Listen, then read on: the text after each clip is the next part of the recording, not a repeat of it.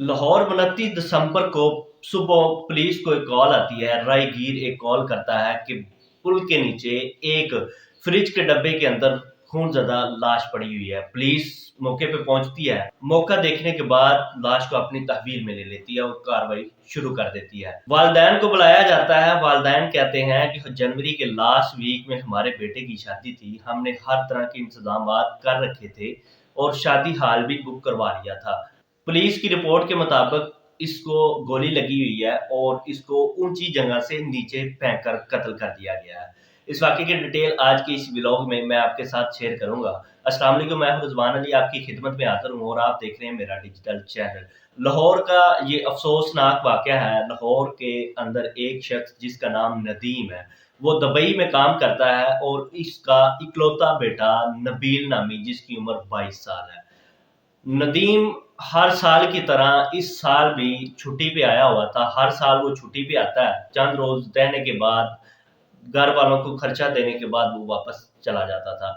इस बार वो छुट्टी पे आता है और उसके बेटे नबील की उम्र 22 साल है। वो उसकी शादी रख देता है जो कि जनवरी के लास्ट वीक में थी। 28 दिसंबर को नबील घर से निकलता है और अपनी वालदा को कहता है कि मैं अपने दोस्तों से मिलने जा रहा हूँ, हमने कहीं घूमने जाना है, तो मैं लेट हो जाऊंगा, आप ऐसा करना कुंडी लगा लेना। वालदा कहती है बेटा आप ज्यादा लेट ना करना, जल्दी वापस आ जाना नहीं तो हम परेशान हो जाए। नबील घर से अपने दोस्तों की तरफ निकल जाता है। काफी टाइम गुजरने के बाद वालदा नबील का नंबर मिलाती है लेकिन नंबर ऑफ होता है। उसके बाद उसके दोस्तों को कॉल करती है। एक दोस्त कहता है हमारा कोई बाहर जाने का प्लान ही नहीं था। नबील की वालदा और ज्यादा परेशान हो जाती है कि नबील मुझे तो कह के गया है कि मैं दोस्तों के साथ जा रहा हूँ, लेकिन उसको ढूंढते हुए सारी रात सारा दिन लग जाता है, नबील वापस नहीं मिलता। दूसरे दिन वो पुलिस वालों के पास जाते हैं, एक एफआईआर दर्ज करवाते हैं। पुलिस वालों को जब बताया जाता है कि हमारा बेटा घर वापस नहीं आया, वो दोस्तों के पास गया था, पुलिस वाले कहते हैं कि आप ऐसा करें एफआईआर दर्ज करवा दें, उसके बाद हम इस पे कार्रवाई करेंगे और आप हौसला रखें, अल्लाह खैर करेगा।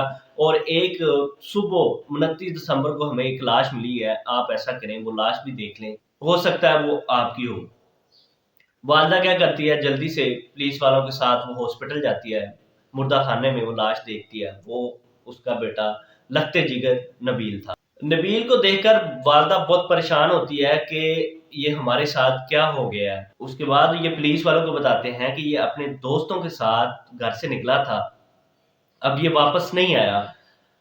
पुलिस वाले कहते हैं कि आप ऐसा करें कि मुझे दोस्तों का बताएं कि कौन कौन से इसके दोस्त हैं। उसकी वालदा ने बताया कि एक एहसन नामी जिसकी उम्र 40 साल है और एक अहमद जिसकी उम्र 18 साल है और एक मुदस्सर जिसकी उम्र 22 साल है। पुलिस वाले क्या करते हैं, रेड करते हैं। रेड किस पे करते हैं, एहसन और अहमद पुलिस वालों के हाथे लग जाते हैं। जब इन दोनों को पुलिस वाले गिरफ्तार करके थाने ले आते हैं, तहकीकात शुरू होती हैं। सबसे पहले एहसन से पूछा जाता है कि जो भी बात आपको पता है वो सारी की सारी हमें बताएं।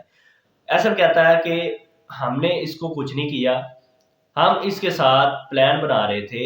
हम पुल के ऊपर गए, हमारे पास एक गन थी टिकटॉक बनाने के लिए, उस गन वही गन इसने पकड़ी हुई थी और उसके हम टिकटॉक बनाने के लिए गन लेके पुल के ऊपर गए। नए साल की टिकटॉक हमने बनानी थी। पुल के ऊपर जब पहुंचे हैं वही गन उसके हाथ में थी नबील के। अब नबील से चली है और गोली भी नबील को लगी है। बस मुझे इस चीज का पता है और किसी चीज का नहीं पता।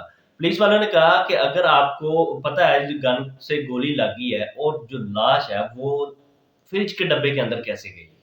उसने कहा जी मुझे इस चीज़ का नहीं पता, जितना पता था मैंने उतना बता दिया है। उसके बाद अहमद को जब लेके आया जाता है सामने और अहमद से तहकीकात होती हैं, तो अहमद कहता है कि एहसन ने नबील से उधार पैसे मांगे थे 90,000। नबील ने क्या किया, अपना एटीएम दे दिया और पासवर्ड बता दिया कि जाओ एटीएम से निकाल लो और बाद में एटीएम मुझे वापस कर देना।